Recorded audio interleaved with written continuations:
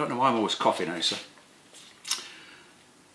Here we've got one of the two Rock City Mule bodies, which has progressed a bit further. We've got the pickup cavities now cut. This has been sprayed with sanding sealer. Probably give it another coat and then we'll be putting some colour on it. Just wanted to talk a bit about drills and drilling. Aside from the big pillar drill over there, I use two hand drills, a little battery powered drill which is great for getting in smaller areas, and then quite a big 18-volt battery drill which is very torquey and quite powerful. I had a query the other day. Somebody wanted a lot of cutouts doing on a guitar body for pickups, control units and no end of LEDs, but they hadn't considered the fact that you've got to get wires and cables through these cutouts, and there's no special magic tool or way of doing it, even with the fanciest kit that I'm aware of. The only way it can be done is to drill it. So you then need different types of drill bits. You've got your standard HSS metal type drill bits, which will also work in wood. That's a 10mm, that's typical maximum length, which is about 150mm, right down to 1mm. We then have brad point bits, which are just designed for wood. Very sharp needle point at the end for positioning the drill bit when you're drilling into your workpiece, and also it will keep it aligned, it will stop it wandering. You do find with this type of drill bit that they, if you're drilling say right the way through a guitar body 40mm or more, they can wander and not keep perfectly straight even when you're using a pillar drill. Then we get something a little bit fancier, although the same principle, beam drills. That's a HSS drill and that's a brad point drill. Cut. Hi Asa. Yes. That was weird. That was you on the phone, Asa. Anyway, where were we? Yes, drill bits. And then we've got the Forstner style bit. Often used quite large diameter, say 20mm plus, or they do go down to about 12mm I think. They're for cutting a very neat, accurate hole where the hole is going to be visible, so it's not being covered by a bezel or a shroud. Again, they have a sharp point like your brad point drill bits, and we'll see one of these cutting in a minute. So back to the cable runs. There's no, as I say, there's no magic about it. If you need to cut, which you do need to cut, cable holes, say for these two pickups, you're limited by the length of the drill bit. So if you want to go from here to here, whatever the longer the bit, the shallower the angle. So that's where your beam drills come in. And in situations like this, it's quite common and far easier. If you need to drill a hole from that cavity to that cavity, you actually drill it through the neck pocket where it can't be seen, and then your drill bit can pass on quite neatly from there to there, because you can't get that in very easily and keep the cable run low down at the bottom of the cavity. And what you do need to do when drilling like this, whether it be with a beam drill or a regular bit, is make sure you use something like that, a flat piece of metal, just to protect your work, because it's very easy to catch the edge of the guitar body. So this particular guitar needs cabling from both humbuckers into the control cavity. This one is quite easy to do because we can go through each cavity like that into the control cavity. So I won't need to drill through this piece of material here, because I can probably even manage it with a short drill bit, just like that. This hole, which is quite common when you have an electro socket fitted. I say electro socket, that's the brand name I think. Great bit of kit.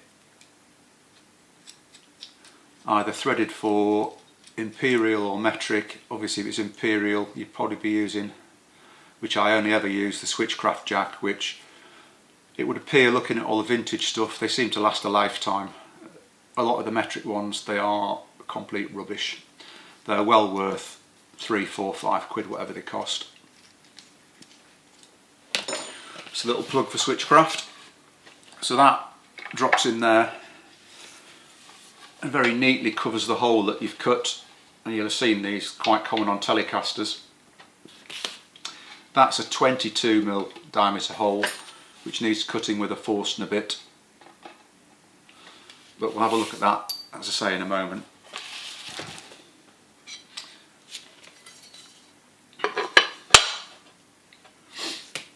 For those who watched the more recent video of the putting together of these tops, I just thought I should clarify, you were actually watching two builds. There was two bodies using the Rock City material, that one and this one, which is slightly behind, and then there was also a third regular mule which was finished in British Racing Green, and hopefully at this point Asa will flash up a lovely photograph of the British Racing Green mule, which was sold almost as soon as it was finished.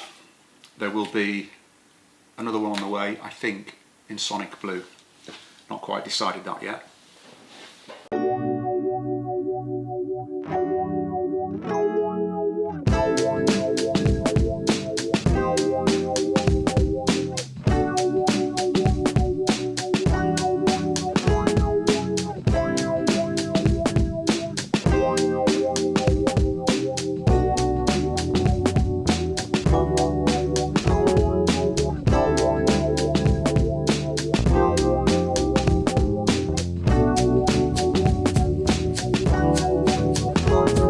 You tend to find there's lots of drilling to do. This is the pillar drill I use. Not a great piece of kit, but it wasn't expensive and does the job quite adequately.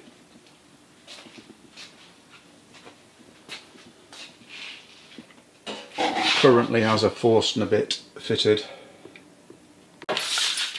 The brad point bits you can get most sort of tool stores, woodworking places.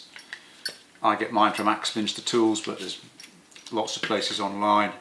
Same with the brad point beam drills and the Forstner bits.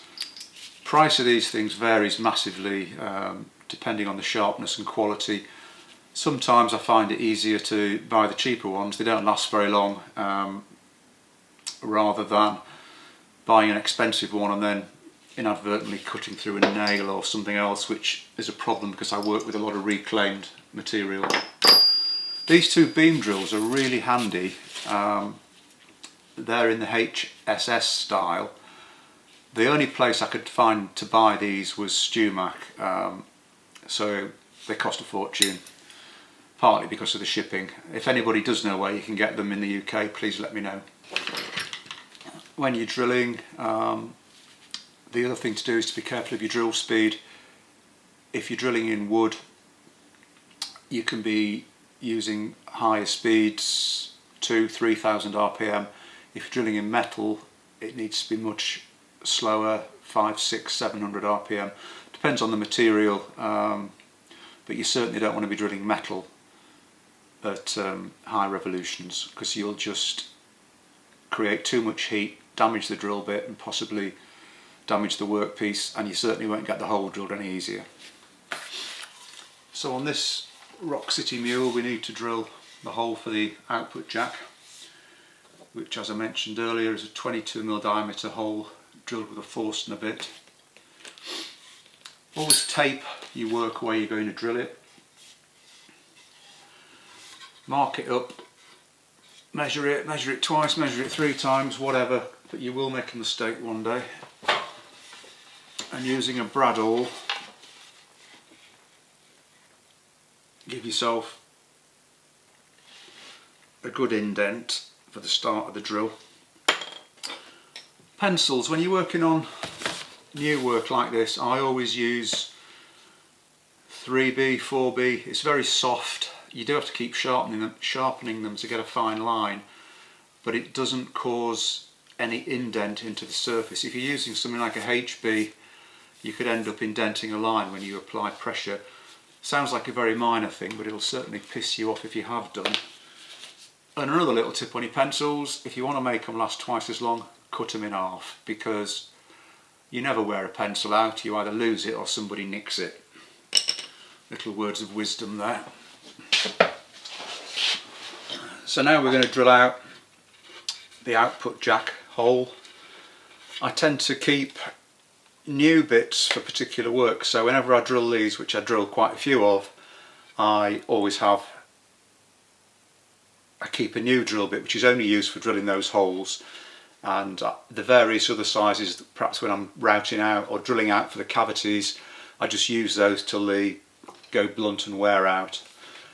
Once we've made a start with this bit, I'll change bits and cut out a lot of the material with that 10mm brad point bit, and then change back to this, which you shall see in a minute. It's also worth either drilling a test hole or double checking the size of the bit, because sometimes you might have put it back in a wrong container.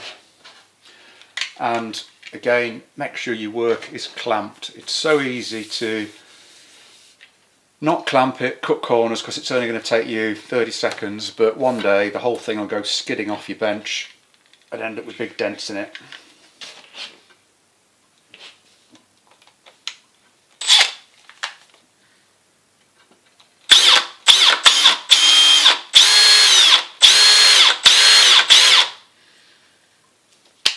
Change speed on that.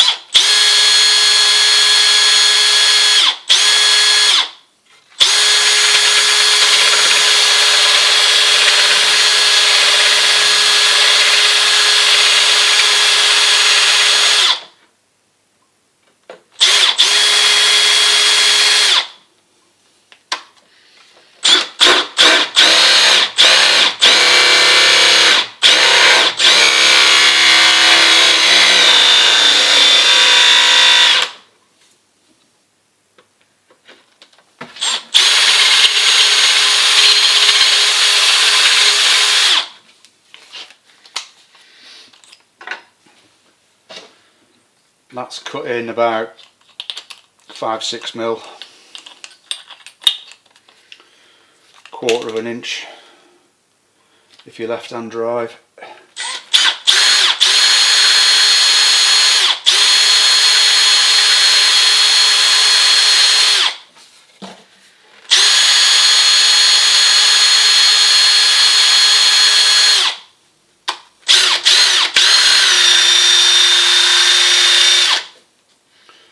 I think it might be time for some new drill bits.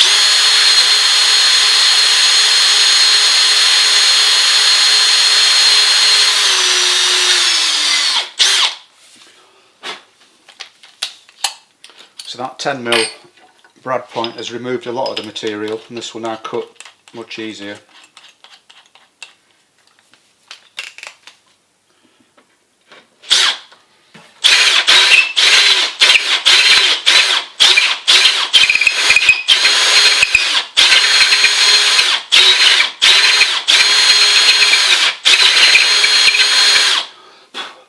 Just be careful as you come to the breakthrough point that you don't shoot forward with the drill and the chuck will crash into your work.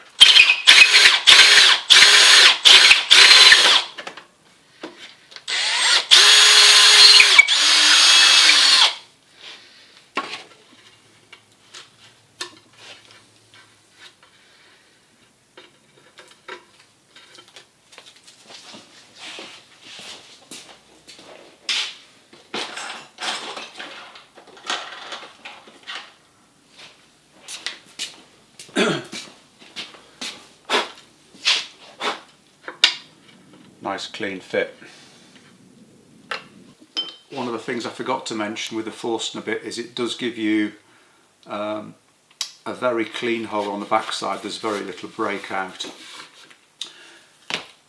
Where that's important, such as with machine heads, where the hole's seen, well, not, I suppose it's masked by your machine heads, but you don't want a lot of breakout either side.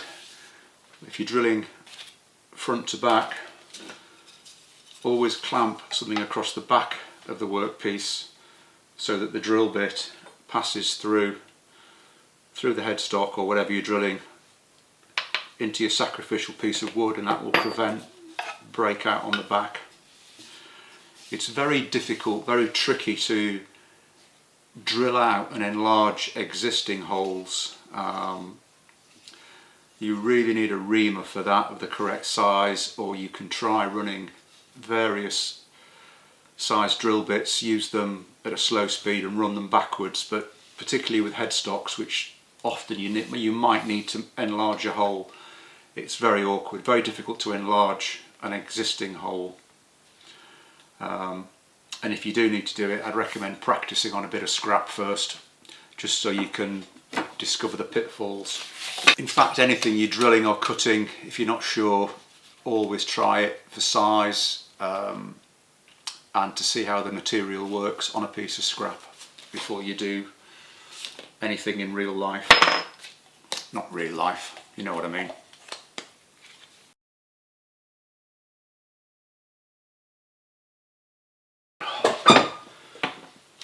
Can't remember where we got with all of this, but this is one of the Rock City Mule bodies, one of the two that's being made. Next stage on this is to bind it, and I just wanted to chat a bit about the binding. There's different types of binding you can use. You can get plastic, celluloid, solid wood. I prefer celluloid. It all looks very similar or feels very similar to handle, but it's a bit easier to fit in my opinion. You can warm it up, soften it with a hairdryer to get around tight corners. Comes in loads of different colours, whatever floats your boat really.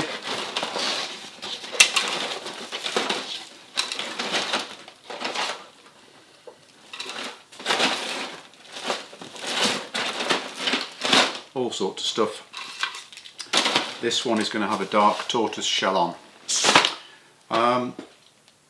The way the binding is put on is like you see typical binding on a Les Paul.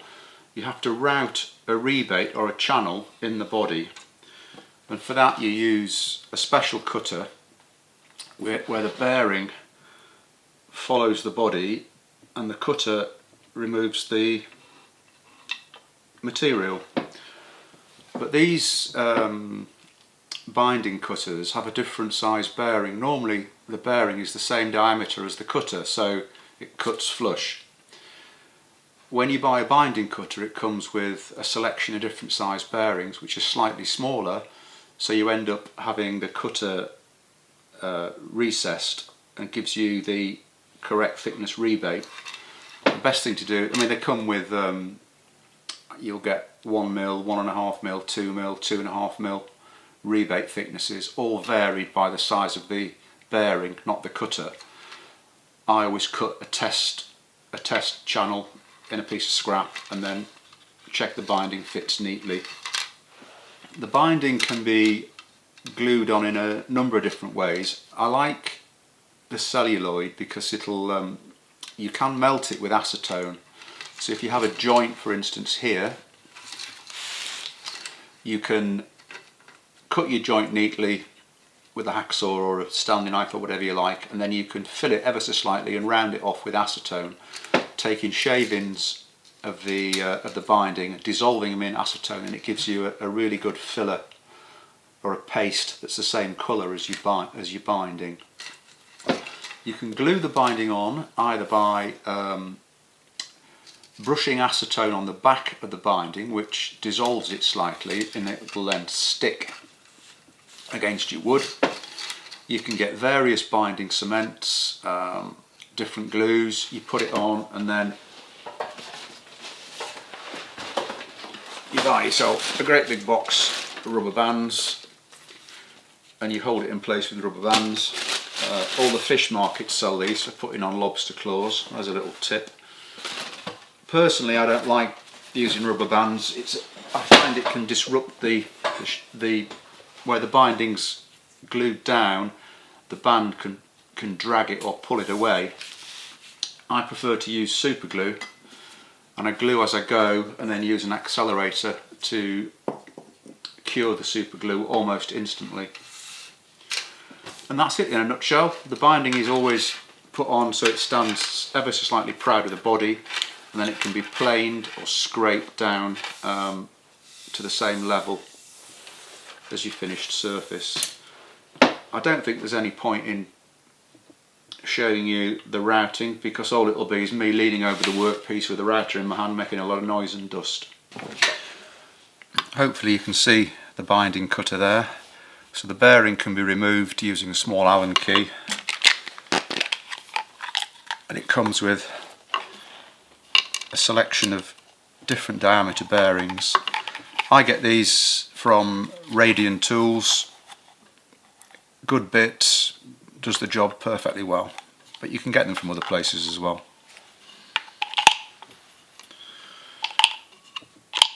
Always remember to cut yourself a test piece first on a piece of scrap and check the depth of your binding. Here's one I prepared earlier. I don't know whether you can see. That's the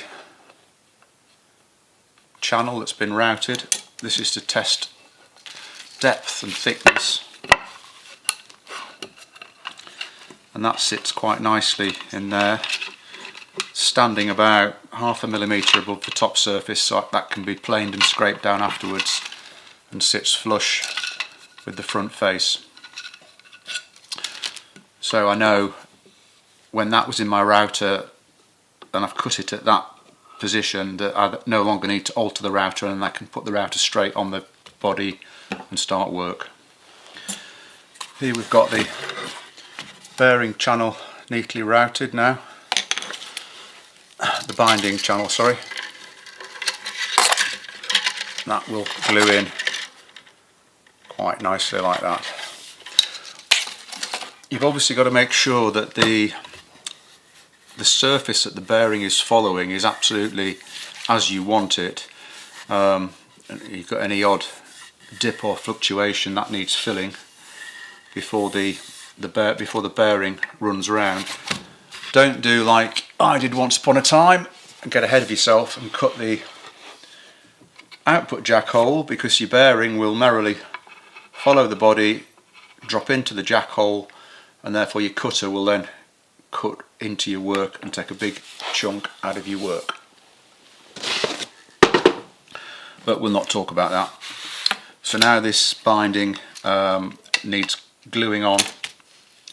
I'm just going to carefully sand the edges, and I sometimes prime the surface, in this case with super glue. I'll put a little bit of super glue on and then rub it into the grain and let it go off before I actually stick the binding on. I mean, that just acts as a kind of sealer. You could just as easily, if you had the time, spray it with sanding sealer and let it cure or dry before you glued the binding on. I'm going to put the straight piece on first, or the long straight piece, been cut to slightly over long.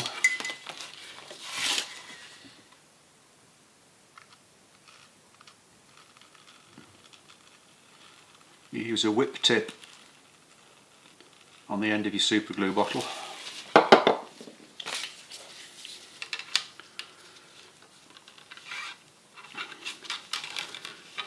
Just push it in.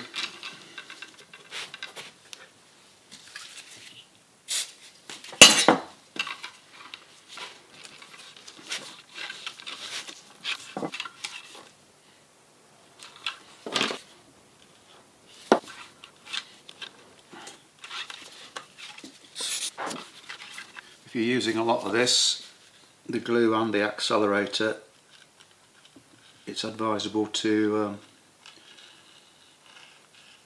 wear a proper mask.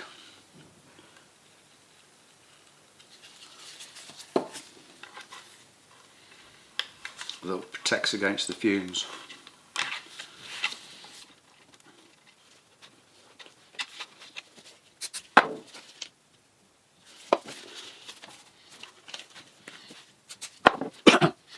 This is all quite forgiving because the top surface gets completely scraped back when the job's finished.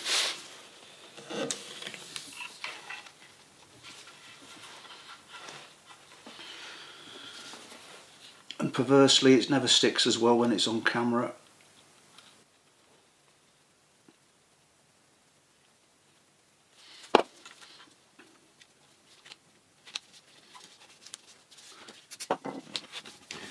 Gloves are essential, otherwise you end up stuck to the guitar.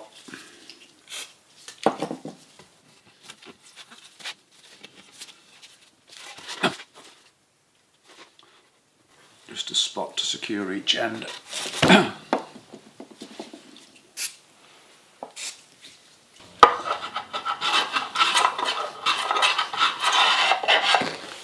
It's easier to bring this length of binding down flush with the body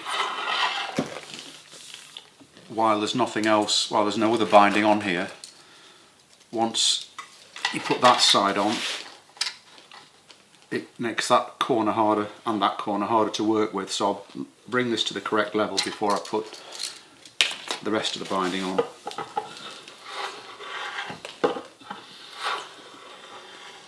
And using celluloid binding, this is what you need to save, because that will dissolve perfectly in acetone to make yourself, if you need it, a filler.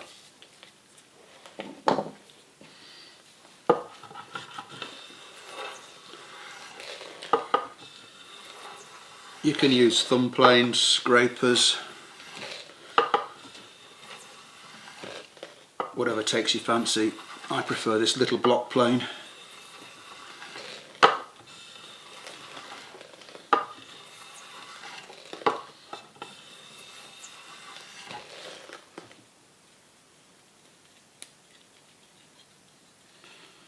Plenty of spare material there.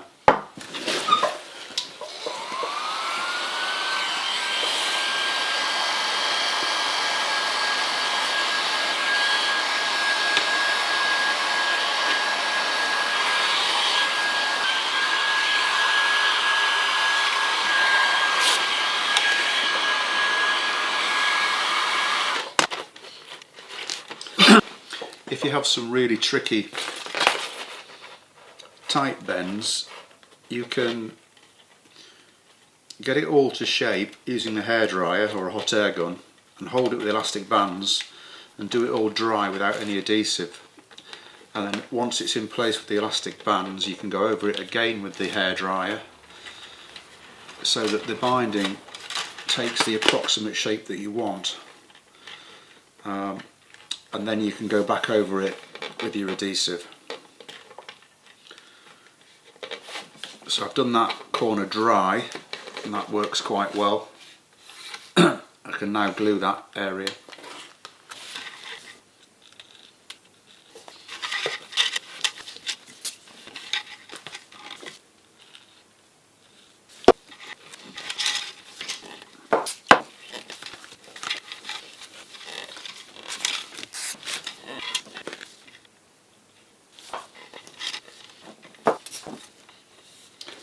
Tapping the bottle of glue takes any air bubbles out the wick tip.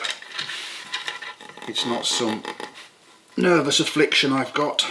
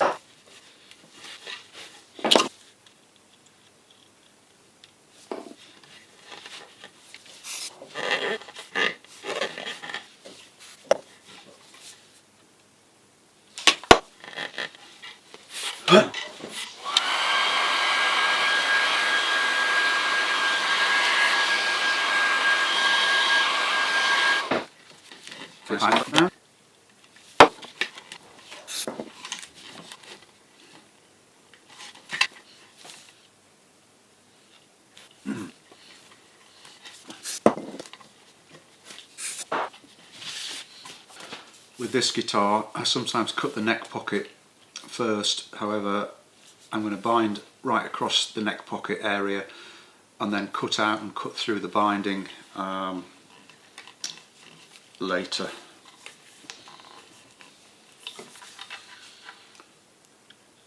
Doesn't really matter which way round you do it.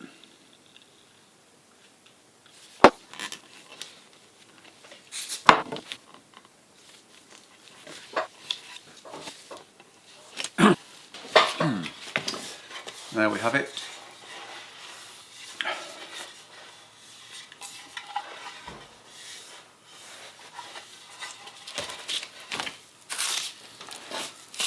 Plenty of shavings. I'm just going to mix up a little bit of acetone in the shavings.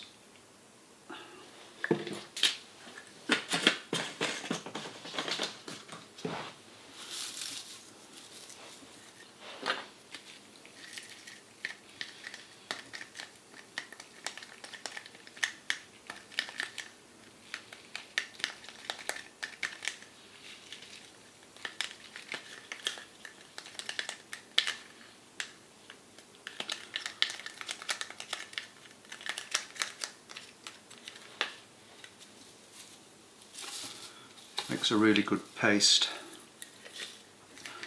Obviously you've got to be certain that your acetone isn't going to melt whatever you're trying to mix it in. I think HDPE is pretty good generally.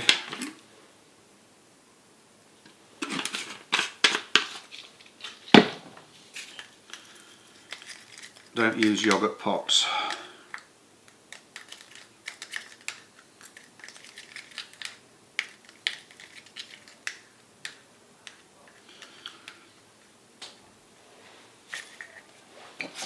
So you can see that's made a really good paste.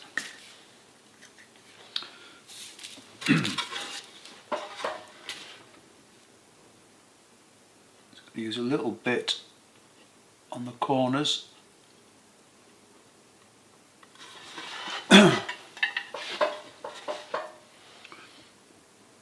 Which are not too bad actually.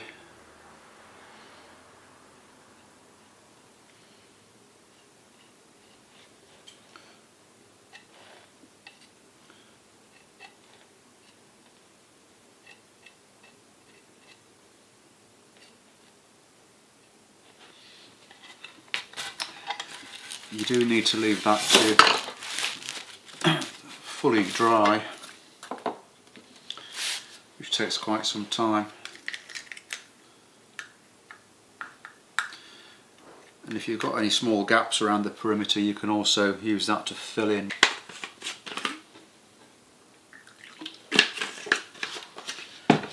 I like to also just brush a bit of acetone around the top edge,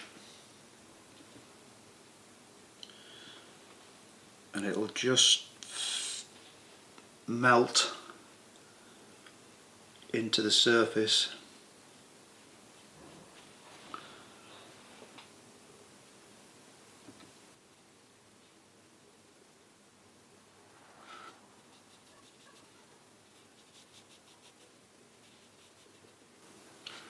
Picking up a bit of discoloration from this brush, but it doesn't really matter because the whole top's got to be sanded.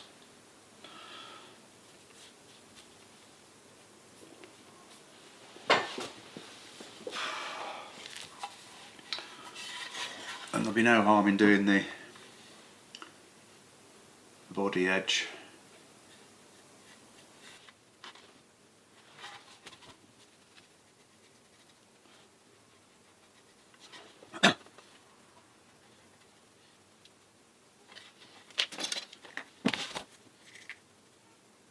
A little bit of touch of ether.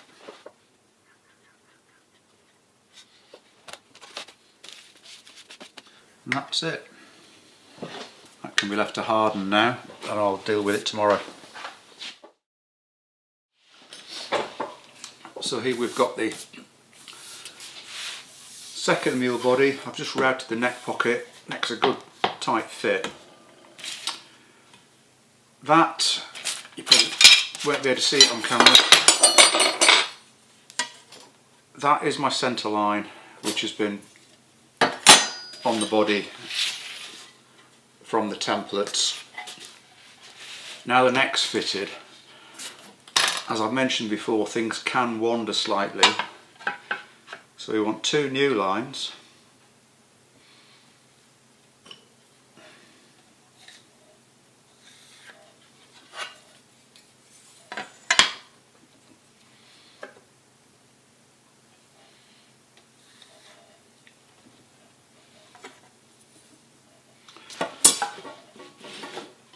That's showing you or enables you to check the set out. This is the transverse centre line that was already marked again from the template. So the bridge will sit like so, but I can check the relativity of it all by measuring from my centre line to the 2 new lines I've just drawn on the body, and that is the centre of the bridge, and we've got 30mm either side, which is perfect. You'd get away with maybe 29 one side, 31 the other, or 29.5, something like that, but you do have the opportunity, if something has wandered in the neck pocket, you've obviously got the opportunity to move the bridge a tiny amount. Although with a guitar like this, you've got so much linearity, so many lines all running longitudinally, you've got to be really careful that everything looks right and sits. This line is the most visual line, that's what catches your eye. So everything needs to be parallel to and square to that. Otherwise, if anything's slightly out, it's going to look terrible.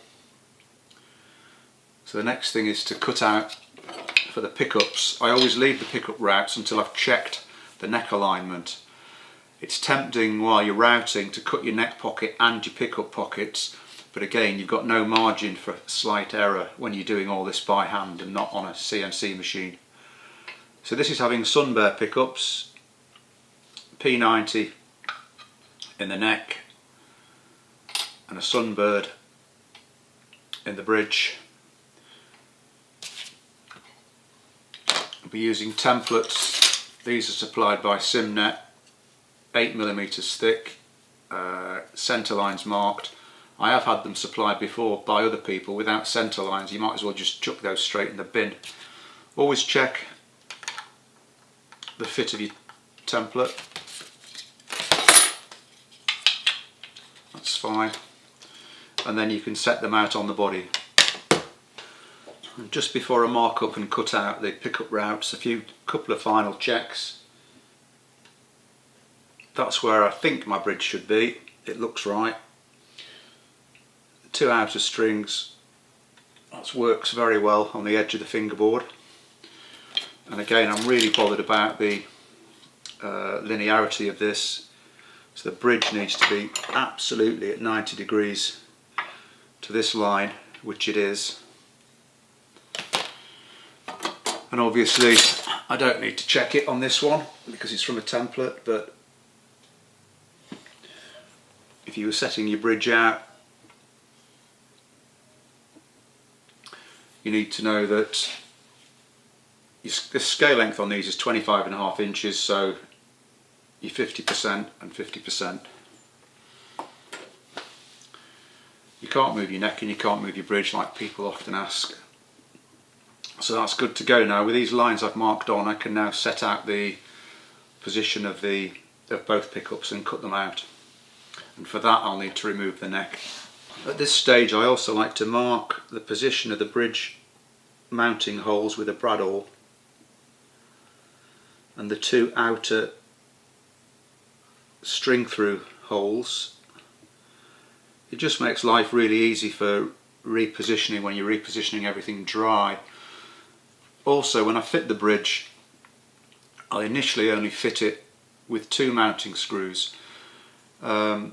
if there is any issue with it and it needs moving ever so slightly, I can move it, might be a fraction of half a millimetre, and refix with the 2 screw holes that I've not used, because it's very difficult once you've drilled and screwed threads into into the first 2 holes.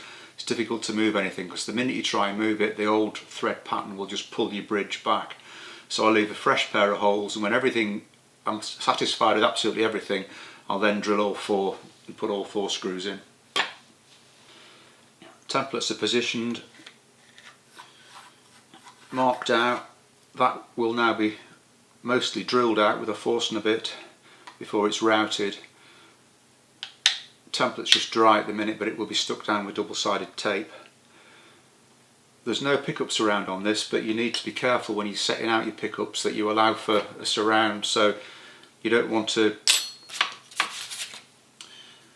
cut your route and it sits quite well with respect to the bridge, and then you put your surround on and the bridge, the surround clashes with the bridge. Or equally, you've got to remember on these you've got 22 frets, so again the fingerboard's overhanging, you don't want it running into the pickup. Simple mistakes to make, but hard to overcome if you've done it. So that can now be drilled out. I can then, once that template's out the way, I can then position that one and drill that out the same and then route them.